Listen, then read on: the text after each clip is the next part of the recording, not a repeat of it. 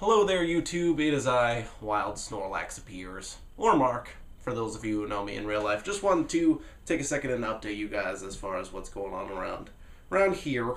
And by around here, I mean Maine and New Hampshire and all over the place. First of all, hope you all had an awesome Thanksgiving. Hope you all stuffed your faces till you couldn't stuff it no more.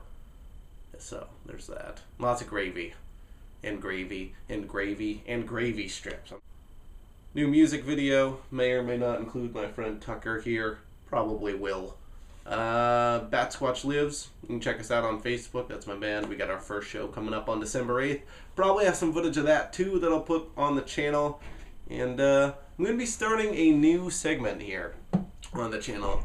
I've been kind of hard up for content lately. And, well, also I've been wanting to read. So what I'm going to start doing is reading some books to you guys, either in character or not in character sometimes.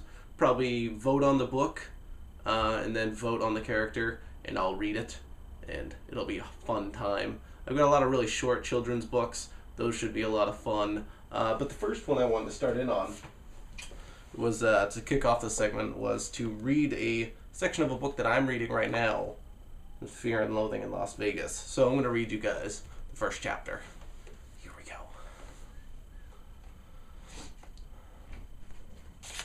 Here's the picture.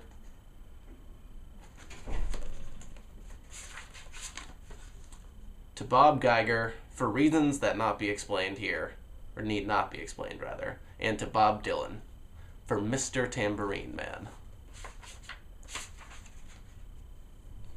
He who makes a beast of himself gets rid of the pain of being a man. Dr. Johnson.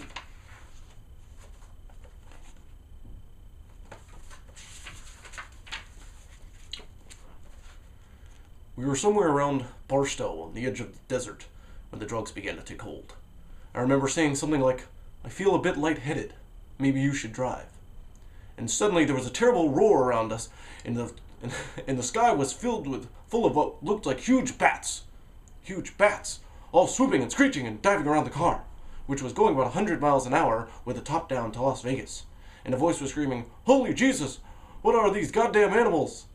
Then it was quiet again. My attorney had taken his shirt off and was pouring beer on his chest to facilitate the tanning process.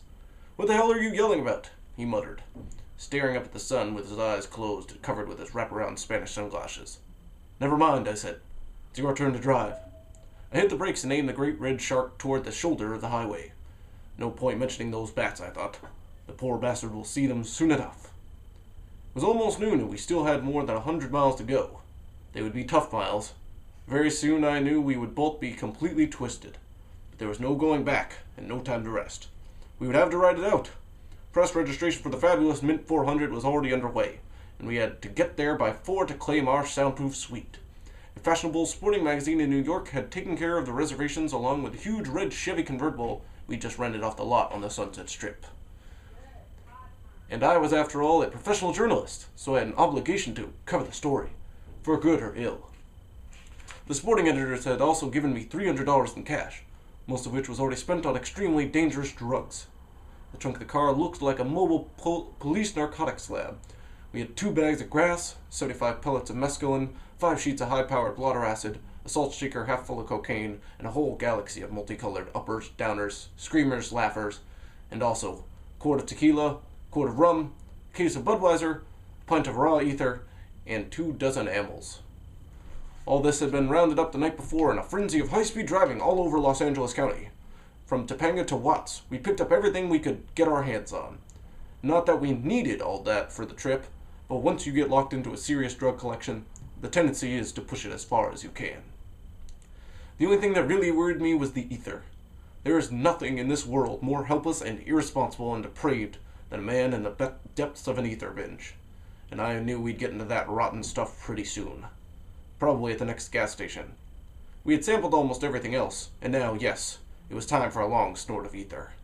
And then do the next 100 miles in a horrible slobbering sort of spastic stupor. The only way to keep alert on ether is to do a lot of amyls. Not all at once, but steadily, just enough to maintain the focus of 90 miles an hour through Barstow. "Man, this is the way to travel," said my attorney, and leaned over to turn the volume up on the radio, bumming along with the rhythm section and kind of moaning the words, "One toke over the line, sweet Jesus, one toke over the line." "One toke? You poor fool. Wait till you see those goddamn bats." I could barely hear the radio.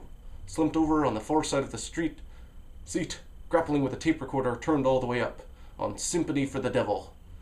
That was the only tape we had, so we played it constantly, over and over, as a kind of demented counterpoint to the radio, and also to maintain our rhythm on the road. A constant speed is good for gas mileage, and for some reason that seemed important at the time. Indeed, on a trip like this one must be careful about gas consumption. Avoid those quick bursts of acceleration that drag blood to the back of the brain. My attorney saw the hitchhiker long before I did. "Let's give this boy a lift," he said, and before I could mount any argument, he was stopped, and the poor Okie kid was running up to the car with a big grin on his face, saying, "Hot damn! I never rode in a convertible before." "Is that right?" I said. "Well, I guess you're about ready, eh?" The kid nodded eagerly, and we roared off. "We're your friends," said my attorney. "We're not like the others." Oh, Christ, I thought. He's gone around the bend. "No more of that talk," I said sharply, "or I'll put the leeches on you." He grinned, seeming to understand. Luckily, the noise in the car was so awful, between the wind and the radio and the tape machine, that the kid in the back seat couldn't hear a word we were saying. Or could he? How long can we maintain, I wondered. How long before one of us starts raving and jabbering at this boy? What will we think then?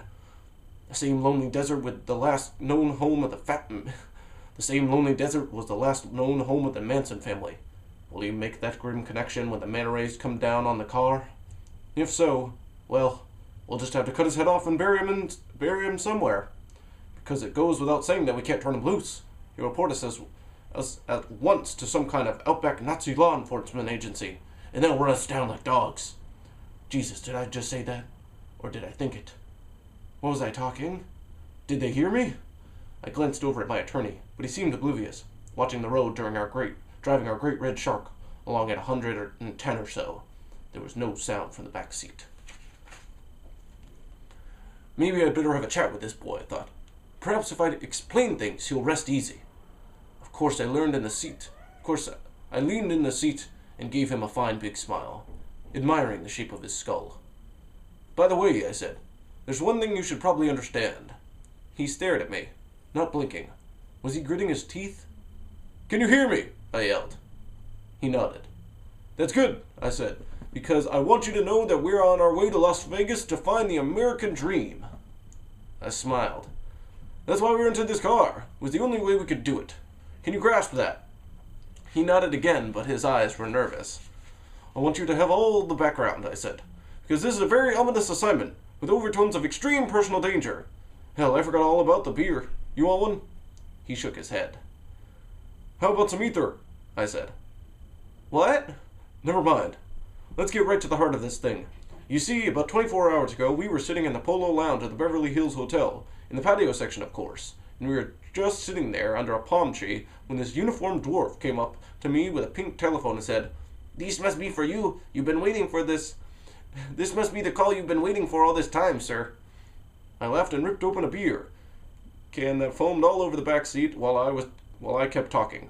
And you know, he was right. I'd been expecting that call, but I didn't know who it would come from. Do you follow me?" The boy's face was a mask of pure fear and bewilderment. I blundered on. "I want you to understand that the man at the wheel is my attorney. He's not just some dingbat I found on the strip. Shit, look at him. He doesn't look like you or me, right? That's because he's a foreigner. I think he's probably Samoan, but it doesn't matter, does it? Are you prejudiced?" "Oh, hell no," he blurted. "I didn't think so," I said, "because in spite of his race, this man is extremely valuable to me." I glanced over at my attorney, but his mind was somewhere else. I whacked the back of the driver's seat with my fist. "This is important, goddammit! This is a true story!" The car swerved sickeningly, then straightened out. "Keep your hands off my fucking neck!" my attorney screamed. The kid in the back looked like he was ready to jump out of the car and take his chances. Our vibrations were getting nasty. But why? I was puzzled, frustrated. Was there no communication in this car? Had we deteriorated to the level of dumb beasts? Because my story was true. I was certain of that. And it was extremely important. I felt, for the meaning of our journey, to be absolutely clear. We had actually been sitting there in the Polo Lounge for many hours, drinking Singapore slings with mezcal on the side and beer chasers. And when the call came, I was ready. The dwarf approached our table cautiously, as I recall, and when he handed me the pink telephone, I said nothing, merely listened. And then I hung up, turning to face my attorney. That was headquarters, I said. They want me to go to Las Vegas at once and make contact with a Portuguese photographer named Lacarda. He'll have the details. All I have to do is check into my suite and he'll seek me out. My attorney said nothing for a moment. Then he suddenly came alive in his chair. God hell! He exclaimed. I think I see the pattern. This one sounds like real trouble. He tucked his khaki undershirt into his white rayon bell-bottoms and called for one more drink. You're going to need plenty of legal advice before this thing is over, he said. And my first advice is that you should rent a very fast car with no top and get the hell out of LA for at least 48 hours. He shook his head sadly. This blows my weekend because naturally I'll have to go with you and we'll have to arm ourselves. Why not? I said. If a thing like this is worth doing at all, it's worth doing right. We'll need some decent equipment and plenty of cash on the line, if only for drugs and super-sensitive tape recorder for the sake of a permanent record. What kind of story is this? He asked. The Mint 400, I said. It's the richest off-road race for motorcycles and dune buggies in the history of organized sport. Fantastic spectacle in honor of some fatback grossero named Del Webb, who owns the luxurious Mint Hotel in the heart of downtown Las Vegas. At least that's what the press release says, My man in New York just read it to me.